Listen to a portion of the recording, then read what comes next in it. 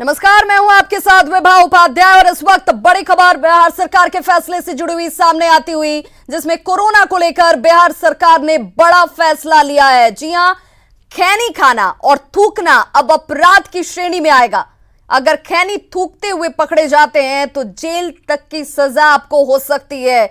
यानी इसको लेकर बिहार सरकार ने कड़ा प्रावधान और इस प्रावधान के साथ सख्ती दिखाने की कोशिश, जिसमें 6 महीने की सजा का प्रावधान भी किया गया है। आपको यह भी बताते चलें कि 200 रुपए तक का जुर्माना भी देना पड़ेगा। बिहार के 17 जिले तंबाकू मुक्त घोषित किए गए हैं और बड़ी खबर इस वक्त की है, जिस तरीके से कोरोना को लेकर लगातार संक्रमित मरीजों की संख्या बढ़ रही है, उसमें इस प्रावधान को जोड़ते हुए बिहार सरकार ने अपनी मंशा को जाहिर किया है। उन्होंने बताया है कि सख्ती बेहद जरूरी है और उसी के क्रम में आज बिहार सरकार ने यह फैसला लिया है, जिसमें तंबाकू मुक्त 17 जिले घोषित किए गए हैं। यानी कि अगर कोई तंबाकू खाकर थूकते हुए पकड़ा जाता है तो उसे जेल की सजा भी खानी पड़ेगी। जी हां, और इसके साथ आप पर जुर्माना भी लगेगा। जुर्माने की राशि भले 200 रुपए रखी गई है, लेकिन इससे यह जाहिर किया गया है कि आप अपनी सुरक्षा के साथ साथ दूसरों की सुरक्षा भी सुनिश्चित कीजिए। तंबाकू खाने को लेकर के बिहार सरकार की तरफ से एक बड़ा फैसला, जिसमें खैनी खाना और थूकना अब अपराध की श्रेणी में शामिल किया गया है। खैनी थूकने पर जेल जाने का प्रावधान और 6 महीने की सजा का प्रावधान सुनिश्चित किया गया है।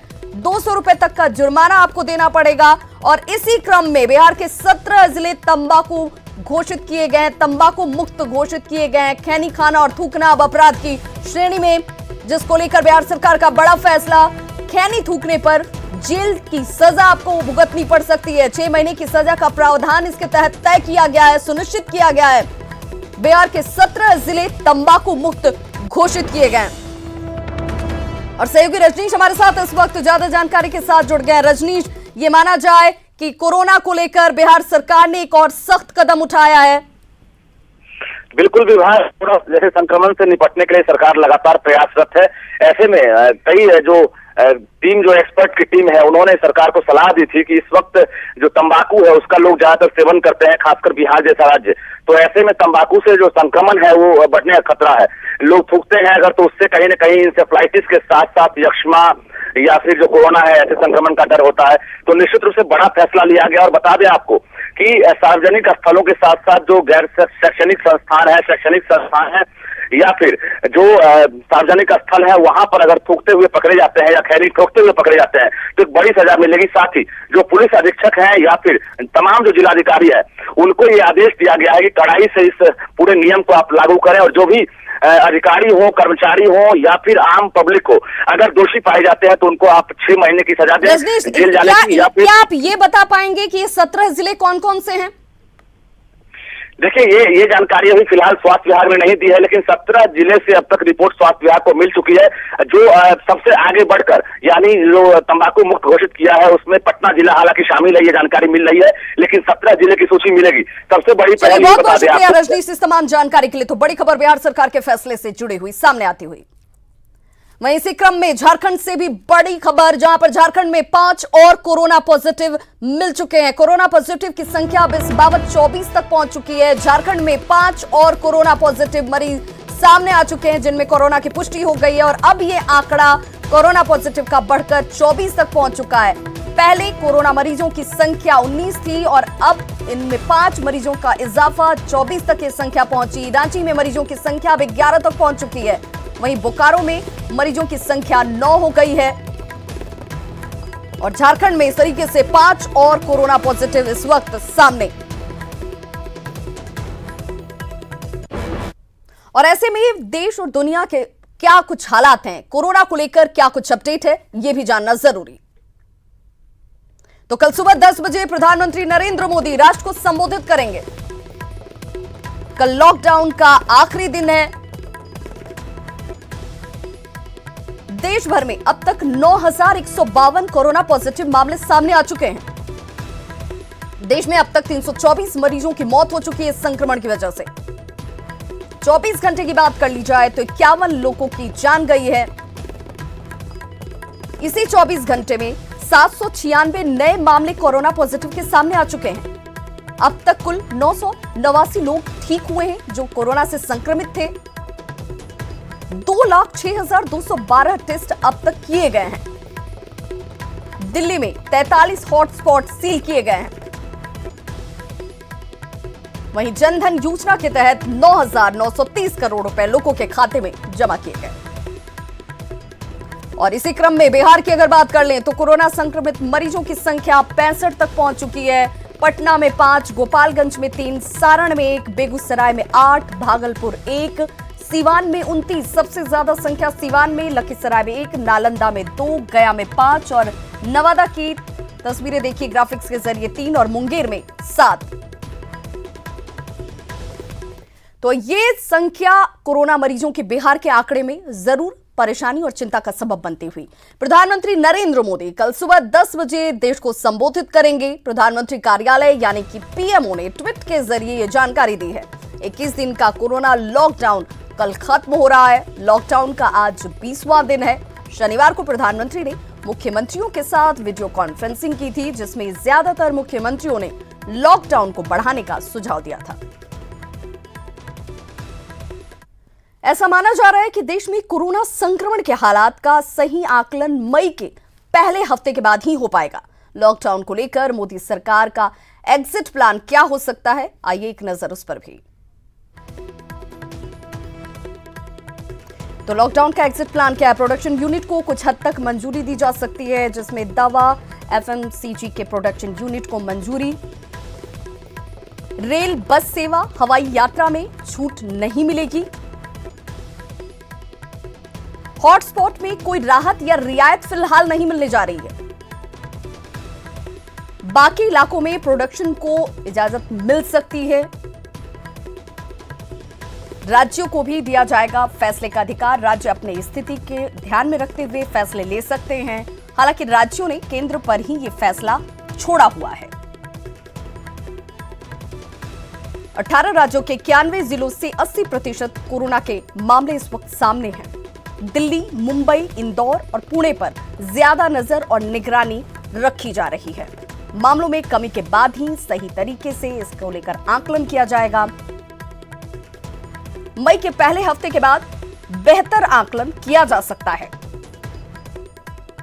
जमाती के मामलों के कॉन्टेक्ट के बाद बेहतर मूल्यांकन जो है उस कॉन्टेक्स्ट के बाद ही संभव है। रैपिड एंटीबॉडी टेस्ट किट का अब भी इंतजार ही किया जा रहा है। 1 लाख बेड्स फिलहाल देश भर के हॉस्पिटल्स में तैयार हैं। वहीं 20% मरीजों को ही ऑक्सीजन या वेंटिलेटर की जरूरत है। प्रोडक्शन यूनिट को कुछ हद तक मंजूरी पर सहमति, यह सबसे महत्वपूर्ण।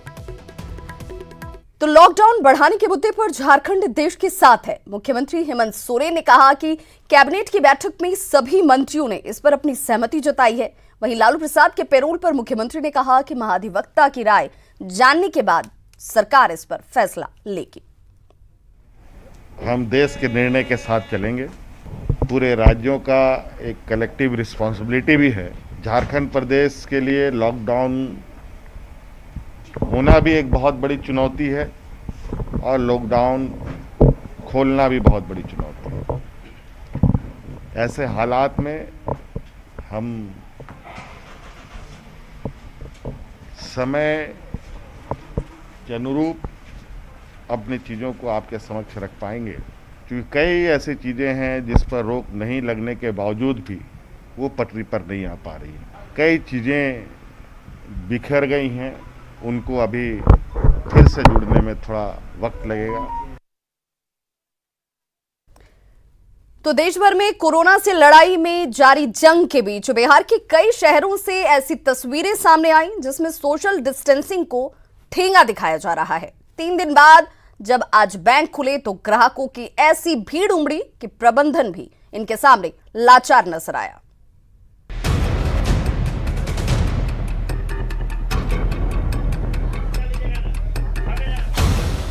कोरोना संक्रमण के खतरे के बीच देश भर में जोर शोर से कोविड-19 से लड़ा जा रहा है।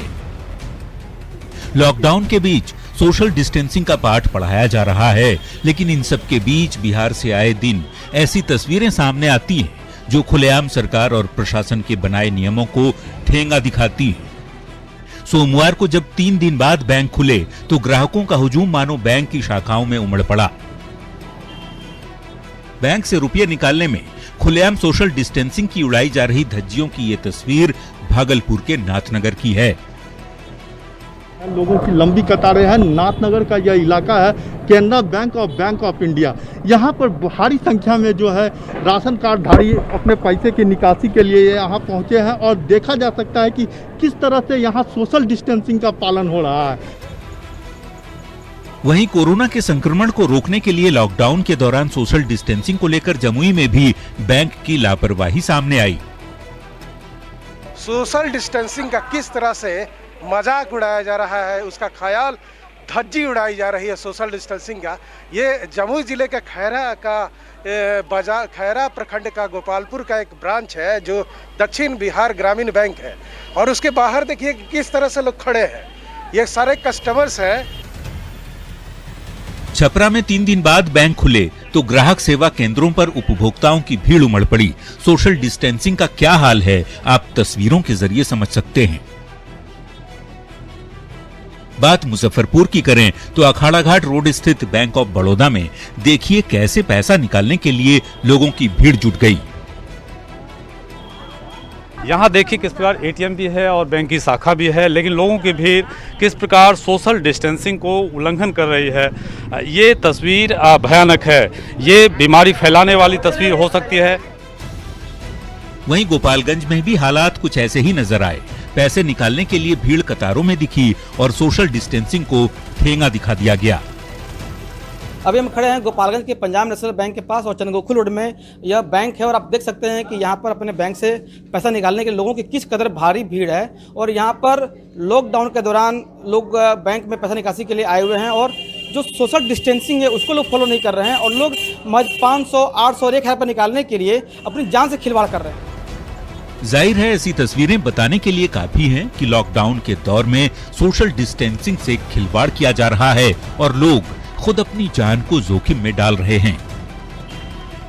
Bureau report, news 18। वहीं झारखंड में भी लोग लॉकडाउन की धज्जियां उड़ा रहे हैं। नतीजा कोरोना के मरीजों की संख्या लगातार यहां बढ़ती जा रही है। लोगों से लॉकडाउन का पालन कराने में प्रशासन के भी पसीने छूट रहे हैं।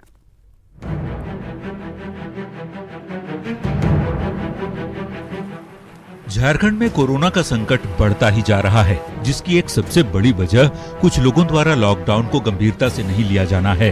लॉकडाउन के 20वें दिन भी झारखंड में कई जगहों पर लोग बेवजह सड़कों पर घूमते नजर आए। रांची के अल्बर्ट एक्का चौक पर ऐसे लोगों के खिलाफ पुलिस ने अभियान चलाकर उनका चालान काटा। जो लोग जरूरी काम से निकले हैं उनको कागज देकर छोड़ दिया जा रहा है, लेकिन वैसे लोग जो बेवजह अपने अपने घरों से निकले हैं, बड़ी संख्या है ऐसे लोगों की, उनको फाइन किया जा रहा है। दिखलाएं किस तरह से फाइन किया जा रहा है इनको, इनका फोटो भी खींचा जा रहा है। सर ये बताइए, लॉकडाउन है, क्यों आप लोग बाहर निकल रहे हैं? इतनी बड़ी बीमारी है। सर हम पैसा निकालने गए थे अपना फैमिली के लिए, बैंक पैसा मेरे पॉकेट में, पासबुक मेरे पास है, इसलिए मैंने किया है। मैं खुद शुगर और बीपी का मरीज हूँ। राज्य में कोरोना पॉजिटिव मरीजों की संख्या लगातार बढ़ती जा रही है। रांची के बाद बोकारो कोरोना का कारखाना बनता जा रहा है, लेकिन लोग अब भी इस महामारी को हल्के में ले रहे हैं और आम दिनों की तरह खुलेआम बिना मास्क के ही बाजार में घूम रहे हैं और सोशल डिस्टेंसिंग की परवाह किए बगैर खरीदारी भी कर रहे हैं। देखिए सेक्टर 4 में बाजार लगा हुआ है, प्रशासन हर तरह की व्यवस्था करने को तैयार है, लेकिन लोग फिर भी ये बात मानने को तैयार नहीं और लगातार सोशल डिस्टेंसिंग का उल्लंघन कर। आप देख सकते हैं जो सब्जी बाजार है यहाँ पर जो लगे हुए हैं या अन्य बाजार हैं, उसमें लोग एक दूसरे से सटकर सामान की खरीदारी कर रहे हैं। तो आप कह सकते हैं कि सोशल डिस्टेंसिंग का जरा सा भी ख्याल यहाँ पर नहीं रखा जा रहा है।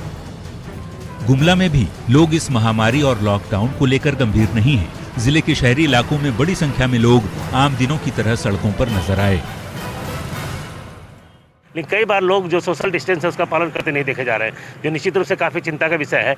और ऐसे में लोगों को प्रशासन जितना अलर्ट है वो तो अलग बुनता है, लेकिन लोगों को विशेष रूप से अलर्ट होना है, क्योंकि प्रशासन की ओर से की जा रही कार्रवाई तभी सफल हो पाएगी जब लोग अलर्ट होंगे।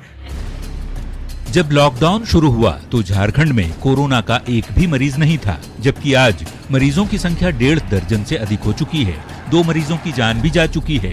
फिर भी लोग समझने को तैयार नहीं और अपने साथ साथ अपने परिवार और समुदाय को इस संकट में झोंक रहे हैं। न्यूज 18 के लिए रांची से उपेंद्र कुमार के साथ बोकारो से ज्ञानेंदु जयपुरियार और गुमला से सुशील कुमार की रिपोर्ट।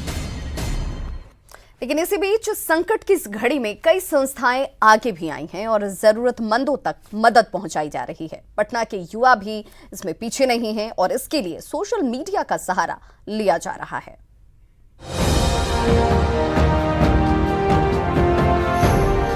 लैपटॉप पर काम कर रहे ये युवक कोरोना के संकट काल में लोगों को मदद पहुंचा रहे हैं। जरूरतमंदों तक पूरी मदद पहुंचे, इसके लिए फेसबुक, ट्विटर और व्हाट्सएप का इस्तेमाल किया जा रहा है। इन युवाओं ने एक संस्था बनाई है और उन लोगों को खाना पहुंचाया जा रहा है जिन्हें इसकी जरूरत है। जिन लोगों को खाने की जरूरत है वे इनसे संपर्क कर सकते हैं, जिसकी पूरी लिस्ट तैयार की जा रही है और फिर खाना पहुंचाया जा रहा है। हम लोग सारा ग्रुप बनी हुई है व्हाट्सएप पे, जो आप देख सकते हैं यहाँ पे कोविड-19 रिलीफ फंड संजीवर्स के नाम के द्वारा चला रहे हैं। हमारे कुछ दोस्त हैं इनमें जिनके सहयोग से हम लोग इस काम को कर रहे हैं। हमने फेसबुक पर पोस्ट डाल रहे हैं कि किसी इंसान को किसी तरह की कोई ज़रूरत की सामग्री जिन लोगों को नहीं पहुँच पा रही हो, वो हमारे पोस्ट पे रिप्लाई करते हैं और नंबर देख के कॉल करते हैं, जिससे हम उन तक आसानी से पहुँच सकते हैं।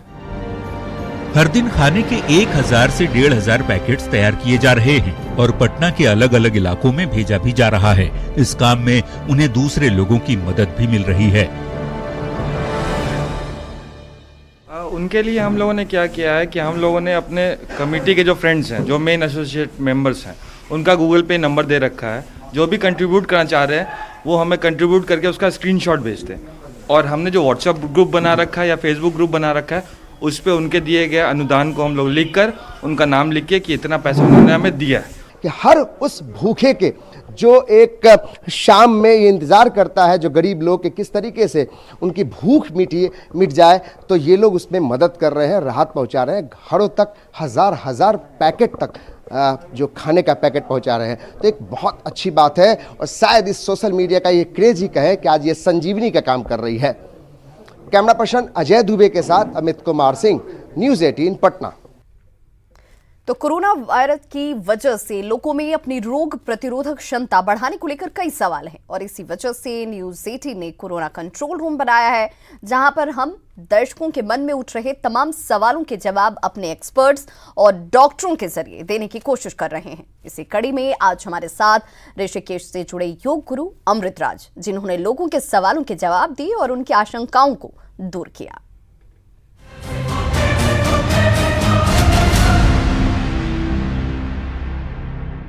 ये कोरोना वजह से हम सीनियर सिटीजन लोगों का क्या खाने से हमारा इम्यून बढ़ेगा, ऐसा कुछ खाने में कुछ खाना है तो आप बोलने का और आंसर देने का। आपको खाने में किन चीज़ों को रखने से हमारी रोग प्रतिरोधक क्षमता बढ़ सकती है। और मेरा ये प्रश्न है कि अगर हम अदरक वाली चाय पीते हैं तो क्या हमारी इम्यूनिटी को बूस्ट करने में हेल्प होगा? क्या चाय में अदरक उबाल कर पीना कोरोना से बचने के लिए फायदेमंद है? कोरोना से बचने के लिए हम अपनी इम्यूनिटी कैसे बढ़ाएं? आपकी किचन में असंख्य ऐसी जड़ी बूटियां हैं और मसाले हैं जिनके उपयोग से आप अपनी रोग प्रतिरोधक क्षमता को बढ़ा सकते हैं। और आज उसी क्रम में हम बात कर रहे हैं आंवले के बारे में, यानी कि गूसबेरी, यानी कि इसमें जो है विटामिन सी की मात्रा बहुत ज़्यादा होती है, एंटीऑक्सीडेंट्स भी होते हैं और साथ ही साथ इसका एंटी एजिंग इफेक्ट भी है। तो दर्शकों, आंवला जो है रसायन है, ये मधुर है, अम्ल है, कटु है, तिक्त है, कषाय है, 5 रस है।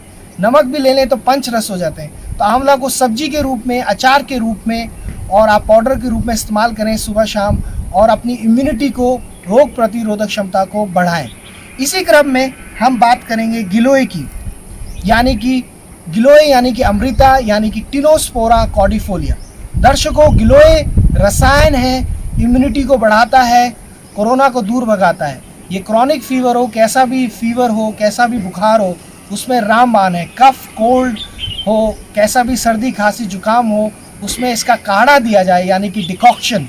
1.5 गिलास पानी में आधा गिलास जब ये रह जाए पकाएं इसको 1.5 गिलास पानी में, जब ये आधा गिलास रह जाए तो उसको पिएं। तो आप देखेंगे कफ एंड कोल्ड में ये रामबाण है। गिलोय को अपनाएं और रोग को दूर भगाएं और कोरोना को दूर भगाएं।